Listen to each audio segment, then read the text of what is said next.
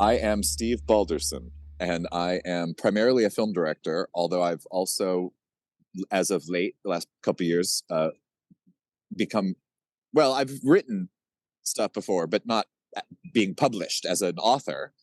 Um, and I would say just overall artist. I mean, I love painting and photography and music. And I mean, I don't ever tell anyone this, but, in 1999, I did do a record that had a hit on one of the college radio networks or whatever. And it's embarrassing. I mean, I'm really happy that social media didn't exist because no one knows about these. Although, I mean, I'm not ashamed of them, but anyway, I'm just general all encompassing artists, but primarily a filmmaker.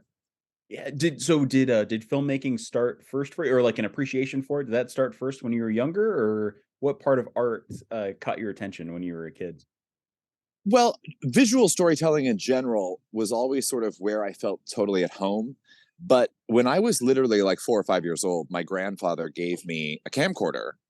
And I went home and bossed my siblings around and the neighborhood children to make them do things. But it felt like when I held the camera and I put my eye through the viewfinder and could see the thing, that's when I felt sort of like, oh, this is my language, and it's just, I was so young, I don't know if I knew how to articulate it, but it just felt so right, and that continued, and I would make home movies, that were dramatic and exciting, and I mean, terrible, I'm sure. I need to dig them out and put them online.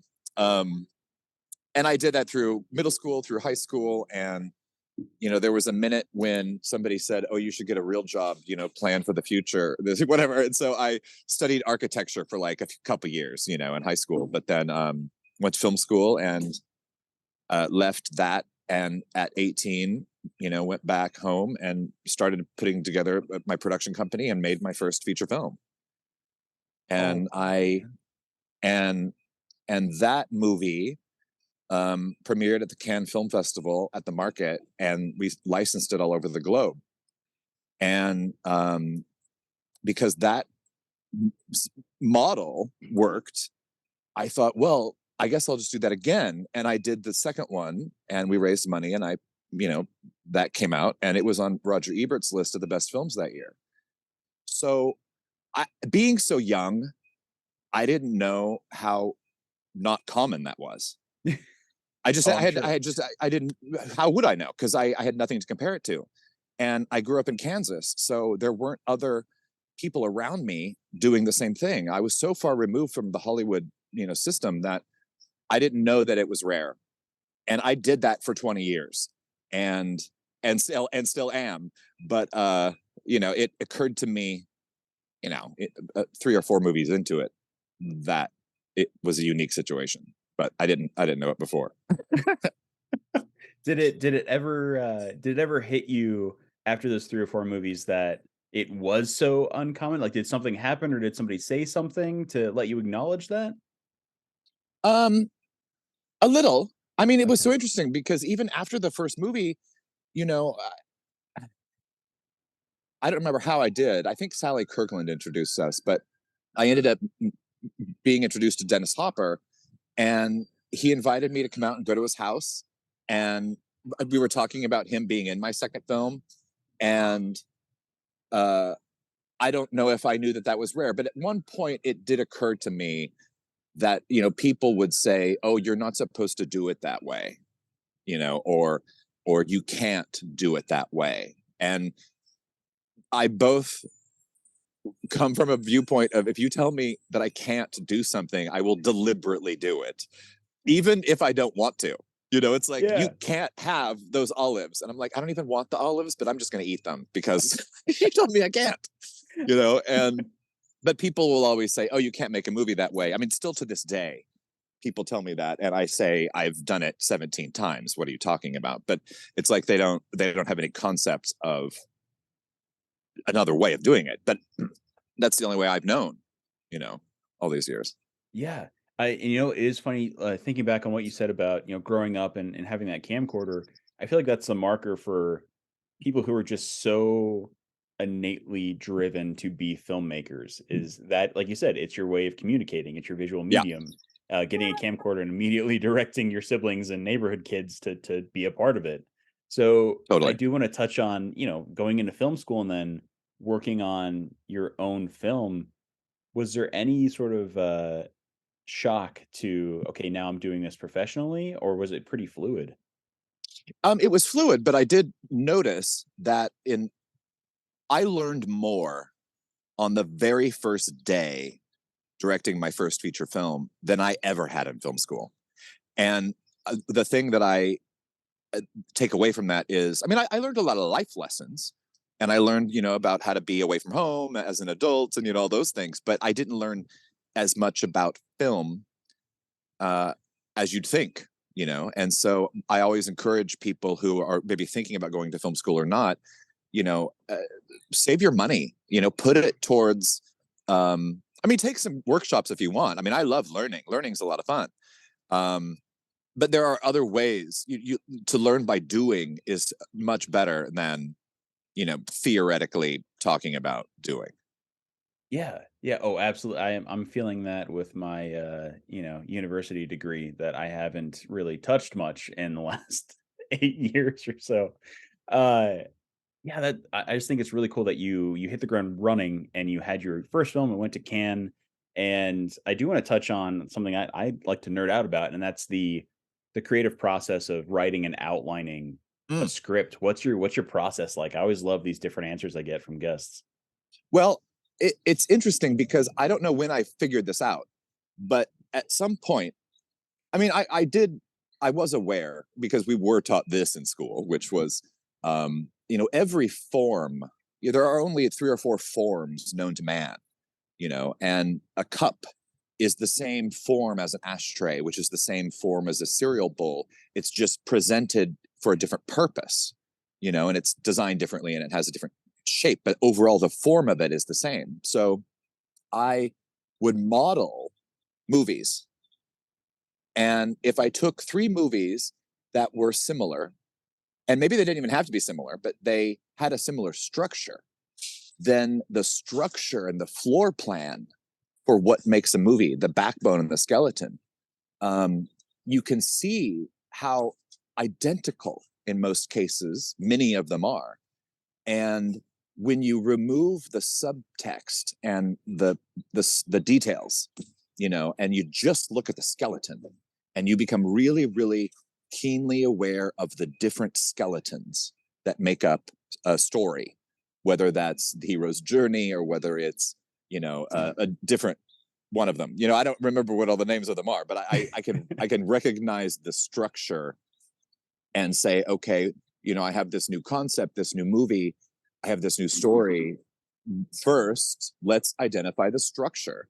Which structure is best suited to tell this story? And then once you have the structure, then what I do is I start there because it's like building a house. You really do have to know the floor plan before you start going to buy lumber. And some writers will just sit down and start, and I think that's romantic in some ways, but I also think it's a little uh frivolous. I mean, it's a Yeah. little, without knowing where you're going, it'll seem like that when you're watching or reading it. Yeah. um so I like to just sort of reverse engineer it from the skeleton, and then at the same time think about the end result, the target market. Who is watching this movie? Who likes this kind of movie, whatever type it is? And part of I'm going to get back to your question in a minute, but I feel like I can tell how diverting I am. Like now I'm saying, well, if one of my greatest artistic achievements is also one of my greatest financial failures, which is combining genre. So, I have done almost all of the genres, and yet until my newest movie, just the one I'm working on now, I have never done a pure, categorically defined niche of a genre ever, because it's always like I've done horror, and comedy and smashed them together. Or I've done, campy and really, really heavy and smashed them together. And that's why people like Kevin from the Backstreet Boys or Jane from the Go-Go's or Daniel C. from the L Word want to work with me because it's artistically interesting. But then when it comes time to sell and distribute, people don't know how to put it into a box. And so sometimes you risk people not seeing it because there's not an easy way to market it. But going back to your question about how to write and what I do with a write is I found that like one piece of paper, you can't quite do it in a computer document. I mean, you could if you made like a grid, but I learned like a college ruled piece of white notebook paper has on average 24 or 25 lines on it. And if you break up each one of those lines into, let's just start with 5. Each space represents 5 minutes. And when I did my first movie, I wrote this sort of outline where, okay, within the first 5 minutes, this has to happen. And then in the next 5 minutes, this thing happens. And then we're at 10 minutes. So at either 10 minutes or like every 10 minutes, something exciting should happen, is sort of how I thought about it. So I would then, go down and sort of circle 10, 20, 30, 40, 50, 60, 70, 80, 90, and the movie's over, right? And if you think about it, 5 minutes is not a long time. No. In storytelling. So if you have like one scene, the opening credits and the introduction to another scene, that takes 5 minutes. So if you've already then gotten into your 6th minute of your movie, what's the next 5? What happens after that? It's interesting how quickly that sheet of paper fills up. And once it does, you examine the structure of it. You can really sort of say, well, does this need to happen later? Does this need to happen earlier? Is Act 1, taking action into Act 2 where? You can see all this stuff. So that then when you sit down and you're in your final draft or your, screenwriting software, whatever you use, you have the outline. So I always say there's no such thing as writer's block if you have your outline and you can just start wherever you want. And if this scene at the dinner table is super vivid to me, why don't I write that first? Because I can just see it clear as day, and worry about the other ones later. Or go ahead and start and you're working on the story and you're writing it and you get to a scene, you're like, yeah, I don't know if I'm feeling that today, or it's not clear to me today. Jump ahead to one that is, and work on that, because the first draft of anything you do, no one will ever see unless you show them, and if you want to show them, fine, but you don't have to. It's like, do your first thing. Like if you come up to a piece of dialogue and you don't know what they should say, but it's kind of about this thing, I put it in brackets. And I say, I hate this. This is not what they're going to say, but I'm going to come back to this later, just as a way to keep going. And once you're done, then you can go back, edit yourself later, because the first draft of something is not going to be published, or gilded in the museum. Like no one will ever see it. So it doesn't have to be perfect. It can have spelling errors and format errors and like dumb stuff. It doesn't matter. But that's a way to sort of free up, give yourself the freedom to just do it. Yeah. Essentially.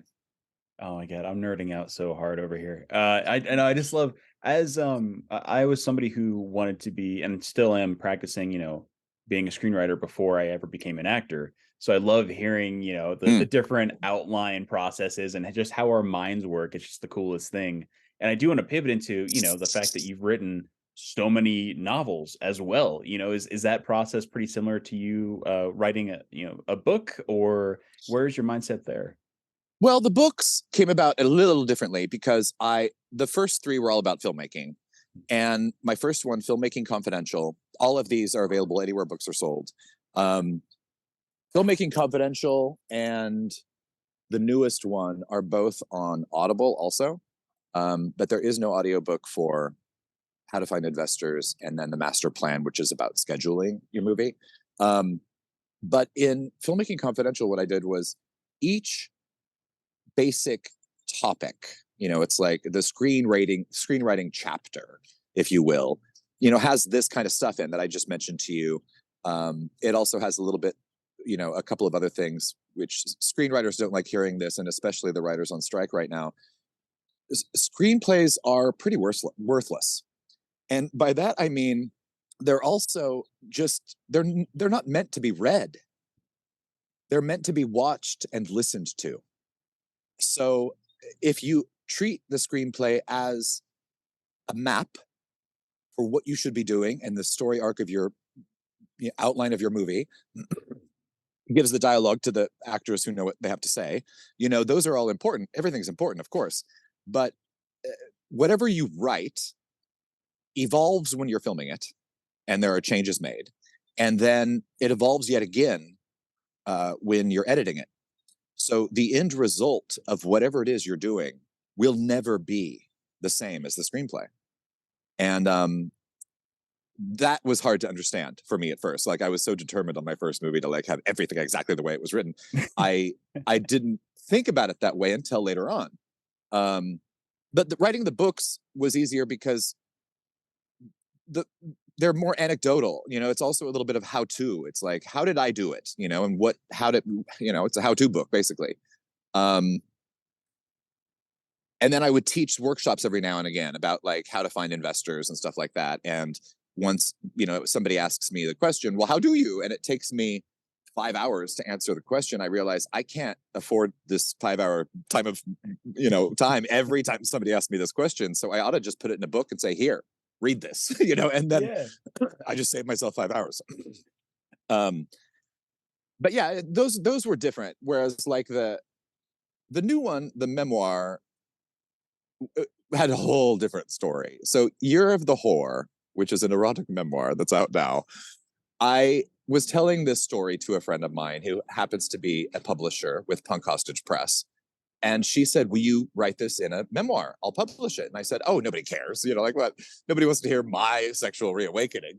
And it took a little bit of convincing. And after a year or so, I decided, yeah, I think you're right. It is kind of interesting. And I only thought it once I realized I was going to adapt it into a movie, and I gave the characters names, and once I put them into that film skeleton, I could see the interesting part of the story that had nothing to do with me, even though it was me. It's like I lived that, I did that happened to me. But once I put it into fictional, I allowed myself the freedom to make it cinematic. Then I could say, oh, hold on, there's a garbage truck. I don't know, is it loud on your end? No. Honestly, those headphones are isolating it pretty well. Oh my God, that's crazy. Well, and it's a nuts. combination, I think, of just the headphones, but the new version of the iPhone, I've noticed, has some pretty interesting things like that happen. Yeah, I can't I heard the brief squeaking of the brakes. That's it. Oh, Like, as far crazy. as I'm concerned, you're alone on a street right now. I can't hear anything Amazing. else. No, it's bananas out here. I mean, right now it's a pretty quiet part of Hollywood, but Yeah. it is pretty crazy. And I'm just going to light my cigarette and I'll be right with you. I mean, I'm still Oh, here. yeah. Yeah. I just had to cover the wind. Okay. Um, where were we? Oh, the books. Yeah. Yes. Okay. So I there was a year of my life that was just bananas, but it was also incorporating. I was just getting out of a terribly uh, emotionally abusive relationship for 12 years with this guy who um, I had learned betrayed me and stole all my money, and essentially. And the following year, I was in the middle of healing from that, and I decided to take myself to Venice, Italy, for the month of January for my birthday. And while I was there, I met this guy on Grinder, and I was there with two friends, and he and I met for coffee someplace, and I introduced him to my friends, and he would take us to like Cicchetti bars and like wine places, and it was a lot of fun to see the real aspect, of what it would be like living in Venice. And about 2 weeks into this, we still hadn't even made out yet. And I was like, Antonio, I don't live here. I'm leaving the country. We're not dating. I'm leaving the country next week. If we're going to do anything sexually anyway, we need to get this show on the road because there's not a lot of time left. And he said to me, "Oh, I think you're ready." And what transpired were 5 days worth of, essentially, in hindsight now, I would call it tantric sex coaching. It was incredible. I didn't know what the hell it was at the time. My mind was blown, and my outlook and mindset on what is sensuality and experience during sex and sexuality, and then also the psychological effects of being so present with the person that you're sharing this with. All those things were just mind-blowing to me. And one of the greatest things that I learned in that time period was how the five senses and how each of us have them, how little we actually spend thinking about them, in everyday life. And if we stop for a minute and say, well, wait a minute, what am I seeing? What am I hearing? What am I really hearing? Not what am I reading into, not what am I assuming, but what am I actually experiencing? What am I sensing? It's pretty interesting to do that. And most of the time we go through life sort of unconsciously and we're kind of checked out. But after having had this experience, I went into living life in a totally different way than I had before. And literally throughout that year, I sort of woke up my senses, which was pretty amazing. And our culture, traditionally shies away from intimacy, period. Whether it's, this thought occurred to me at some point, why do people like having sex at night in the dark with the windows and lights off, windows closed and lights off in the shadows, it's like, are they ashamed? Like, is everybody ashamed? Have we been somehow taught to not do it in the middle of the afternoon with all the lights on and the windows open? You know what I mean? And I don't know, just these thoughts sort of came to me. So when I was writing that book, it was a little different because it was both scary because you're totally vulnerable and you're letting yourself just completely open to utter honesty, and also liberating because it's once you've sort of shed your skin, if you will, there's no reason to worry about anything anymore. And so that in on one sense is pretty great, but it was a little difficult. It was a lot harder to put the memoir together than it was the other stuff, for sure. Wow. Well, yeah, with it being that personal and being that vulnerable, especially through what will be and has become printed text, I can only imagine like how nerve wracking that could be initially. And it looked like you're going to adapt that as well, right? That's the movie. Yeah. So, well, the Okay. whole book, not the whole book, but there's a portion of it, which is the first chapter, which is the chapter on Italy.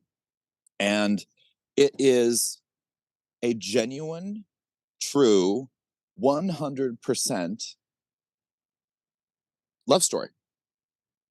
It's a gay love story with no anger, no jealousy, no drugs, no conflict. No, I mean, there's a little inner conflict in Act One, but it's just a pure story about love. And that demographic, anyway, uh, doesn't have one of those movies. So the closest was probably Call Me By Your Name. And even in that one, for 45 minutes of the movie, they didn't even talk to each other and they hated each other. And it Yeah. kind of ended badly, you know? Yeah. And I'm like, can't we have our own Eat, Pray, Love, or, our Under the Tuscan Sun, or like just some beautiful romance, And I thought, well, okay, we do need one, and that should be this. So I adapted chapter one into the movie for what will become Love Venezia, um, of which I'm now totally cast except one really great supporting character. Um, is the last one remaining, but I'm real excited. We're going to do that this fall sometime. Wow, that's been, you know what? I look forward to checking that out too, because I would assume at some point it will be available globally. Yeah. Okay, okay, perfect. No, I really look forward to that because I agree. There's nothing out there, and when I saw "Call Me by Your Name" for those 45 minutes, I was going, "Is this how it's gonna? This is what? Okay, all right." Just I know it was a little like if it was so beautiful at first. It's like, yeah, why do we have to just, it's so interesting because a few times when people were reading the script for the new one, they would make comments about like my co-producer who lives in the UK. She said that when she was reading it, she kept thinking in her mind, she was like, oh, he's going to get hurt again. Oh, something bad's going to happen. Oh, what's going to happen? Like she kept reading with this fear of dread that something terrible was going to happen.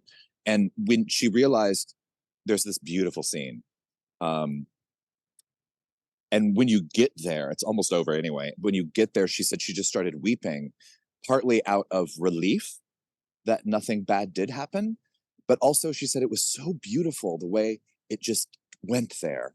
And I was like, oh, how interesting, because since this was a true story, I hadn't thought of the possibility that the audience might be being misled to going somewhere and then having some tragedy happen, because I knew that the tragedy didn't happen. So when I was writing it, I was just adapting it from what happened to me. And I thought, oh, interesting. If I would have set out to write a fictional story that either to deliberately mislead the audience to get to tragedy, I probably would not have been very successful at it, because you have to that's like telling a murder mystery when you know who did it already. You're trying to pretend you don't, and the clues and all that business. Like that, I think would have been a lot harder than this. But yeah, it's a really beautiful sharing of what I've learned and my experiences. And I don't know. I mean, I'm very interested to see how it turns out. She said when she finished reading it, she walked outside and she just looked at everything differently, and the colors were more vivid. And I don't know. I'm super excited and jazzed for this one for sure. oh man, yeah, I'm jazzed for you as well, man. It sounds like not only a wonderful story, but looking forward to how you shot it, how you directed it, and the performances of it. And I know I'm running short on time here, but I will skip into you've put on so much as far as potential advice and points of wisdom go when it comes to someone who's looking to become a filmmaker. But I want to see if there's anything you've held in personally as far as advice goes that you could easily pass on to someone who is either making a film right now or has ambitions to become a filmmaker. Oh, there's so many little things I could tell you. One of my favorite ones, actually, there's two. I'll tell you two, Okay. because well, one's a little complicated and we could talk for 3 hours on it. And the other one's pretty simple, which is I'll still tell you both. But the Do first it. one is there is no such thing as a problem. Did you know this? I The have heard of that. Yeah. the only thing that truly exists is your reaction to a situation. Period. And whatever situation it is, either you move through it, you deal with it, you solve it, or you move through it. There's no such thing as a problem. So there's no reason to react to something in a way that might be not beneficial to you. you know. Um, the other one is a little bit harder to unpack, but essentially, simply, it is that there is no such thing as judgment. Judgment is a construct, and there is no such thing as good, bad, right, wrong. The only thing that exists is what is. Things are how they are, and that's just as they are. It's like this tree, is very different than that tree, or this palm tree is very different. But neither one is good or bad.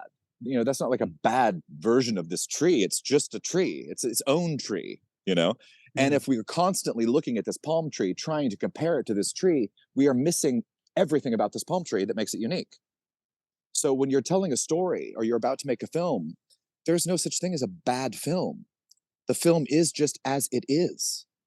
And you can either appreciate it as it is and see what's there instead of comparing it to everything else, or you miss what's there because you're constantly saying, well, yeah, we're constantly saying, like we just were, Call Me by Your Name ended badly. It was, they hated each other for 45 minutes. But by doing so, by saying, oh, I wanted it to be happy, I wanted it to end, we're missing the point of the fact that it didn't, and the whole point of learning that lesson is what it's for. That story was the story for that story, and there's nothing good or bad about it. It just is how it is.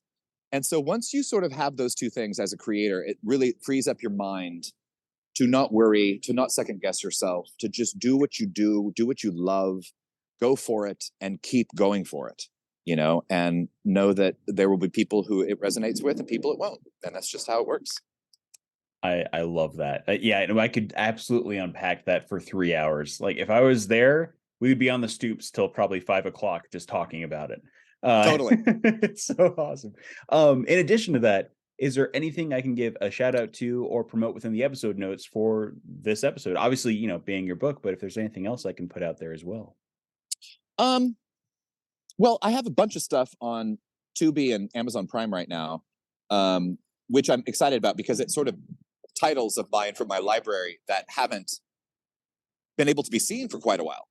And when the rights reverted back to me, I made sure to get them out again. And so they've all sort of been re-released. And I have a link tree / Balderson, maybe. I don't know. Okay. If you go to my Instagram and Twitter profiles, the link tree link is there. Okay. And that has been everything. Links to every one of the movies on all the different platforms, links to every one of the books, and other stuff.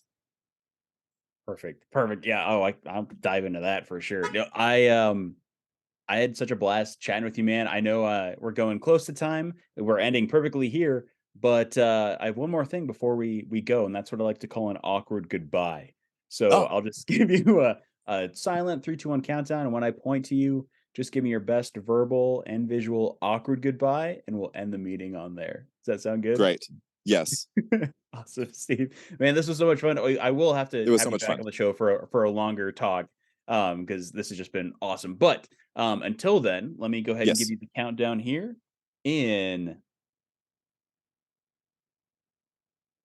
I guess. Okay. We'll see ya. Okay, bye.